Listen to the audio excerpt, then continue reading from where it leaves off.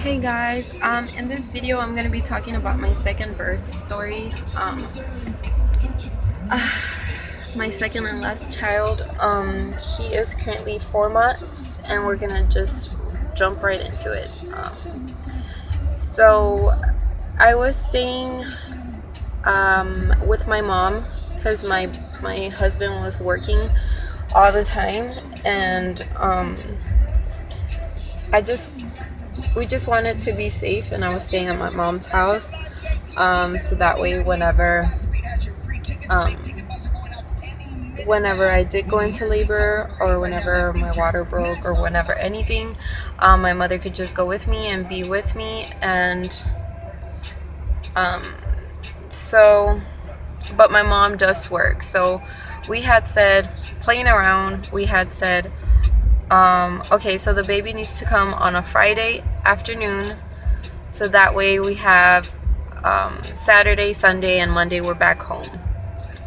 Just playing around, like saying how it should be and whatnot. So that was just like, that's it. We just said that, playing around, okay, whatever. And Wednesday, I couldn't, like, towards the end of your pregnancy, you just can't take it anymore. So I did everything I could to induce labor. I do have a video on that as well, so if you guys want to watch that, it is on my channel.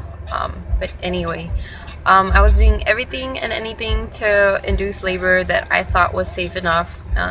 And so on Wednesday evening, I started dancing. I danced to about 3 songs total, which is like a total of 15 minutes dancing nonstop. And I started feeling some contractions.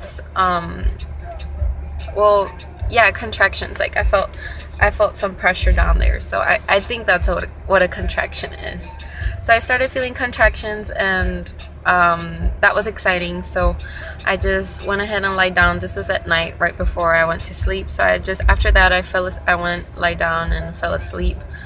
And then the next day, Thursday, I did it again, for a few minutes, like I would say 10 minutes.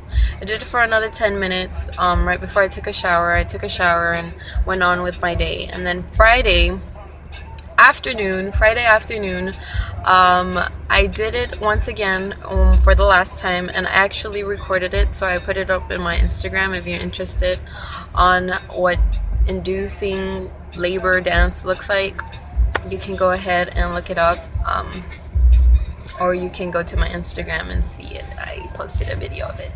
So I was dancing, and I danced for another 10 to 20 minutes nonstop, and it was actually pretty fun. And I had my little baby girl dancing with me. And after that, I heat up some lunch for us because I had already prepared it the night before. So I went ahead and heated up for us, and we were eating. And I decided to call my husband. I'll FaceTime him. I FaceTime him a lot whenever we're not around each other. So when I was staying at my mom's, I would FaceTime him all the time, especially for my daughter. So she could talk to him. She loves talking to him. She loves talking on the phone. She loves FaceTiming. So I put them together. I FaceTime him so they could talk to each other, and I felt a gush down there, and I knew it was it. I knew my water had broke that moment, and I told him, I think my water just broke. And this was about to be 5, like 4:50, 4:45, something like that. And my mom got home. My mom usually gets home between 5 and 6. So it was about to be 5, and I knew it was it. And I told him, my water just broke. He said, are you sure it's not just an accident? Because when you're pregnant, the baby's pushing on your what's it called? I just lost the word. What's it called?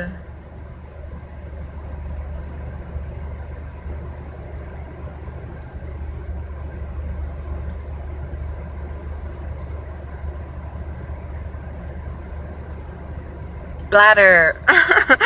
Oh my god. So the baby's pushing on your bladder, so sometimes you have accidents when you're pregnant, especially towards the end. So he said, are you sure it's not just an accident? Because that had happened to me before. I thought my water had broke, but it was just an accident. Because the baby pushes on your bladder, so it's very normal to have accidents once you're in your 3rd trimester. And I said, let me double check. So I stood up, and just like that, another gush just dripping down my legs because I was wearing a dress, and I was like, oh my god, no, this is it. Like, you can tell it's very different when your water breaks. You have no control over it, and when it's an accident, you're able to flex your muscle and hold that urine in. So it was definitely it. I said, you know what, let me call you back. I am gonna call my mom, let her know what's up, let her know my water broke, see if she's on her way, see what's up, what's going on, because I'm having a baby right now. And I called my mother. She said she's on her way, and she got there, I think 10 minutes after I called her. So I already had my bags ready. I had a bag ready for my baby, for whoever was gonna watch her, because she's only a toddler. Well, at the time she was an infant. So I had that ready. I got my bag ready. I grabbed a towel because I didn't want to get the car wet. I was leaking. So I got a towel, and I was just waiting for her. 10 minutes later, she got there. We're on our way to the hospital. My mom lives about 5 to 10 minutes away from the hospital, so we got there real quick. They put me in a wheelchair. They took me to the back. They gave me a room, and once I was in the room, a nurse came, and they check to make sure it is amniotic fluid, to make sure that your water broke, make sure it's not urine or any other type of liquid.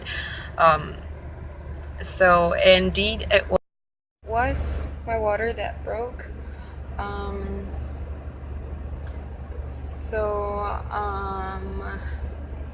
They asked me a few questions. They took some information down, and by six they started giving me some Pitocin to get the labor going. My doctor was out of town, so that was really inconvenient. I had another doctor take care of me and deliver my baby, which was fine. I'm not really picky about that, but I would have preferred it be my doctor, but stuff happens. So after they gave me a Pitocin, it took a total of 6 hours. Labor took a total of 6 hours. With my first child, a dear soul, it was a total of 12 hours. So it was cut down by half. By 11:30, that's when Jonah was born, and at 6, it's when they started giving me the Pitocin. And my water broke around 5, so about 6 hours, I would say, which is really quick compared to my first one. So after they gave me the Pitocin, I was just there. I didn't feel any contractions the same way I didn't feel any contractions with my first labor, with my first delivery. I'm not sure why I didn't feel any pain at all. Maybe it's because I tried staying fit throughout both my pregnancies. I worked out a lot. I tried to eat as healthy as possible. I mean, I did indulge. I was pregnant. I did get cravings, especially for chocolate. But I did, for the most part, ate healthy and stayed active. Also, I think the raspberry leaf tea might have helped with all that. Oh no. Okay, so I didn't feel any pain for the 6 hours. However, I was skeptical about getting the epidural, since I didn't feel any pain with my first baby, but I didn't want to take a chance. I didn't want to take a risk, so I got the epidural with both my babies. So the doctors kept checking in on me.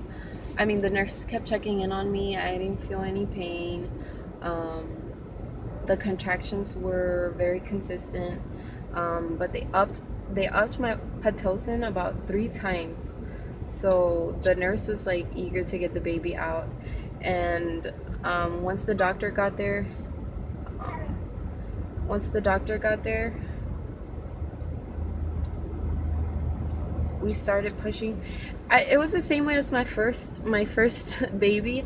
I was sleeping, and then the doctor got there. They woke me up and they said, okay, we're gonna start pushing, and everything was getting ready, and I was still sleeping, and I was like, okay, what's going on? The baby really again this way again? You wake me up and the baby's on the way. I didn't feel any pain. I didn't feel any contractions. I felt a little bit of pressure, which I'm thinking maybe that's what the contractions are. I'm not sure what contractions feel like. I have 2 babies and I'm not sure, but maybe it's that pressure that I felt down there. Like, it's just a pressure that I can't really describe. It's just the baby pushing down on you. That's the only way I know how to describe it.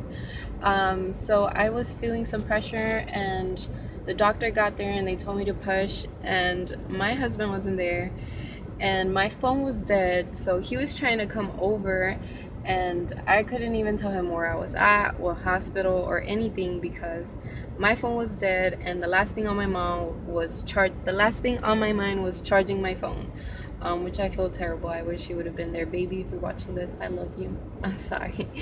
So the doctor got there. I started pushing. Literally after 3 pushes, the baby was out. Like, I didn't even have to do any effort. Maybe it's because it was my second baby, I don't know. I didn't tear. He was significantly smaller than a deer soul. He was only 7 pounds. She was 6 ounces. She was a pretty big baby. He looked very tiny compared to her. What else? Yeah, so I pushed 3 times. The baby was out. I swear it wasn't even a total of 30 minutes. Not even 15 minutes pushing. Like, I swear it was probably 7 minutes. 5 to 7 minutes pushing. I pushed 3 times. The baby was out. He was so healthy. He was so freaking cute. After that, they weighed him. They did all of that. The amniotic fluid out of his lungs. They took care of all of that. And then they gave him to me.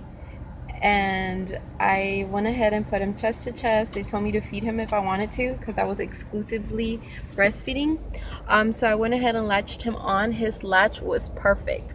No pain. It was just, he was just so perfect. He was the perfect birth, I swear.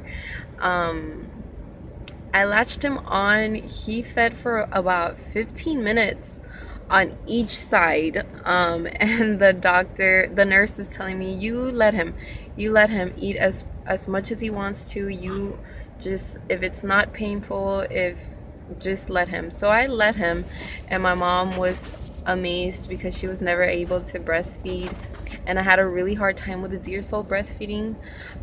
So yeah. After that, they told me, okay, we really need to bathe him and do stuff with the baby, so you're just gonna have to take him off. I took him off. They took him, they bathed him, they let me rest. My mom went home. She actually went to go pick up a deer soul because my tia and my cousin were watching her. Tia means aunt, for all you non-Spanish speaking people out there. So yeah, she went to pick her up. I stayed in the hospital by myself. Well, not by myself. My dad and my stepmom were outside of the room waiting for me, but they didn't want anybody in the room so I could get rest. And I slept for a good 2 hours. After that, they gave me a room. I was able to get up off the bed and sit on the wheelchair. They took me up to the room, and then my stepmom walked in. My dad had to go watch my little brother. He's only 11 years old. And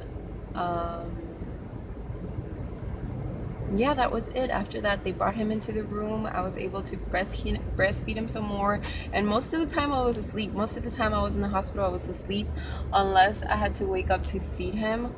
But other than that, I was just getting as much rest as possible because I knew that as soon as I got home, I was going to be taking care of two, not one, but two infants. So yeah, that was my second birth story.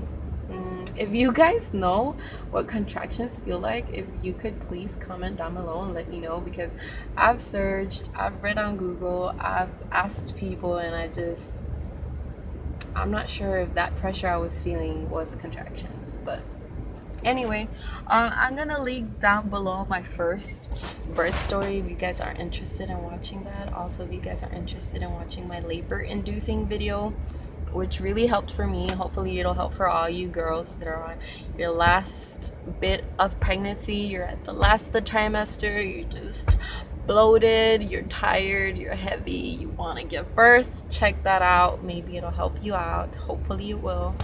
And yeah, you guys have a lovely day. Love you. Bye.